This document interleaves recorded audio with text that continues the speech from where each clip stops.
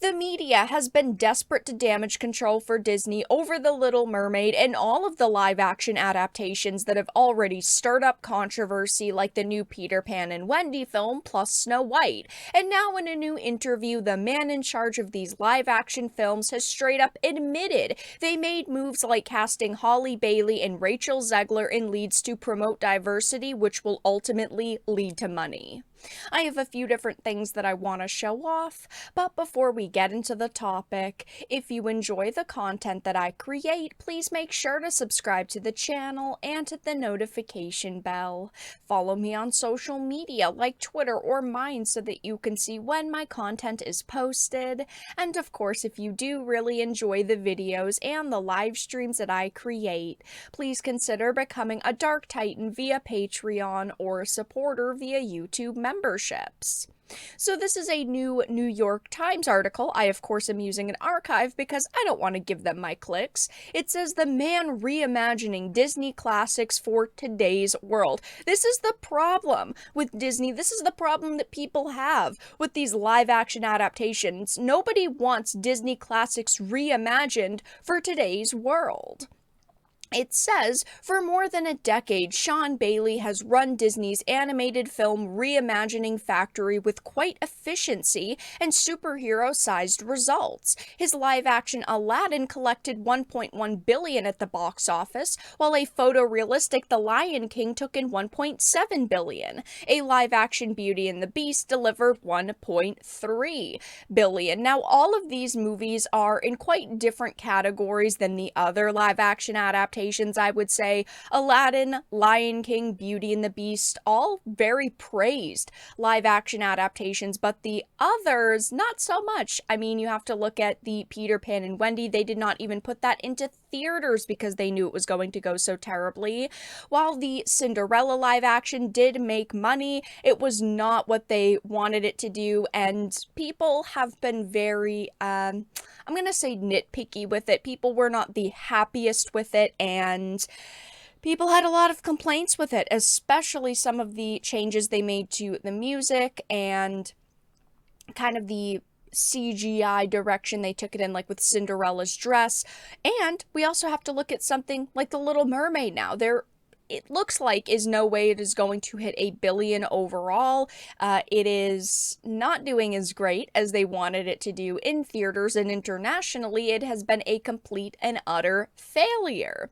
It says, though, that Disney likes the cash. The company also views Mr. Bailey's remake operation as crucial to remaining relevant. Disney's animated classics are treasured by fans, but most showcase ideas from another era, especially when it comes to gender roles. Be pretty girls and things might work out. This is hilariously wrong and just shows that this journalist, I don't even want to call them that, doesn't understand the magic of the original Disney animated classics. They didn't simply promote the idea that, oh, if you're pretty, things might work out. No, you had princesses of all different backgrounds. Look at Mulan, okay? She went and did insane things for her family to defend her father, to defend her family name. She had to basically not be pretty in order to fit in with the warrior men that she was fighting beside. You had Belle. She was very pretty, yes, right? But she was trapped in this castle, and nobody in her village actually liked her, pretty or not. They all thought that she was really freaking weird. I mean, all of these stories have larger messages behind them, like be yourself, don't change for other people, stick up for your own morals and defend your family, be faithful to your family and honor your name. Like, these are things that were good messages behind it, but of course they are dumbing it all down to, oh, just be pretty, girls. It says the reimaginings, as he refers to as remakes, find ways to make Disney stories less retrograde, which of course it says his heroines are empowered and his casting emphasizes diversity. The heroes of, the past, we'll call them Disney Renaissance films because that's what a lot of other people call them, were already empowered in their own ways. Again, Mulan went off to war. Belle decided to sacrifice her life for her father's. You had Ariel, who, yes, did make some very poor decisions, right? But she ultimately went for what she wanted, which was being a human. She did learn some very valuable lessons along the way, but of course, they're not going to mention that. All they care about is emphasizing diversity. I talk about this all the time. Diversity, inclusivity are all great things, but there are people out there who truly believe these companies care about diversity, inclusivity. Of course they don't. It ultimately just boils down to them making more money. Of course, there are employees at Disney who do believe in the message, that believe in these things and think, wow, we're going to change the world with these movies.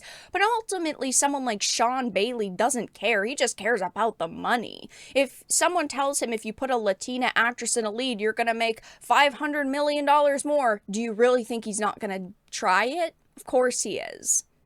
We want to reflect the world as it exists, he said, but that worldview and business strategy has increasingly put Disney and Mr. Bailey, a low-profile and self-efficating executive, in the middle of a very loud, very unpolite cultural fight.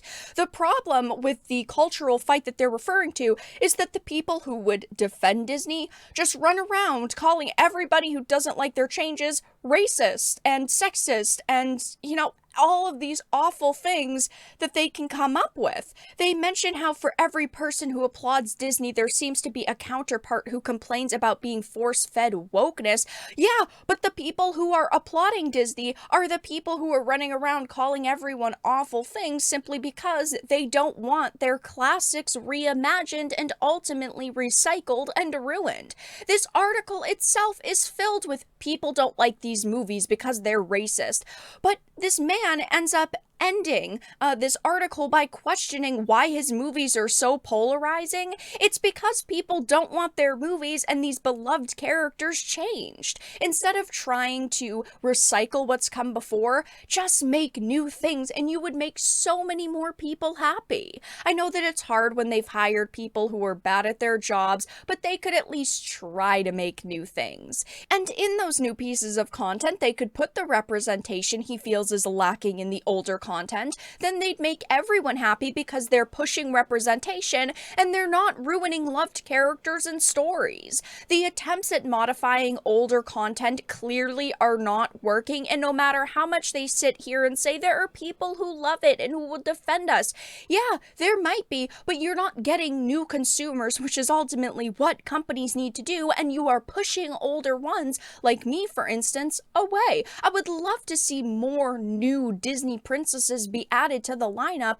instead them just taking, my loved characters that I grew up with and altering them. Nobody wants that. He also tried to damage control during this. He declined to comment on racist responses to the film, but he said while the international opening was softer than we would have liked, the film is playing exceptionally well, which we believe sets us up for a very long run. Right now, analysts do not think The Little Mermaid is going to make more than $600 million at the box office, and they clearly wanted more than $1 billion for this film. So he's saying, it's opening soft than we expected. The whole life of it at the box office is going to be a little bit softer than you expected by nearly $400 million. But yeah, this article is just clearly a damage control piece for Disney. They talked to this guy thinking, well, you know what, let's put this out. Let's do an interview with him because we love Disney and we want to shill for Disney. This is why I do not trust a lot of journalists who, always give Disney the benefit of the doubt. They're trying new things, and like in this, he's trying to reimagine Disney classics for today's world. Well, maybe that is the problem, Disney. You're trying to reimagine classics when people do not want that. But that's all that I really had to discuss in this video. Let everyone know your thoughts in the comment section down below.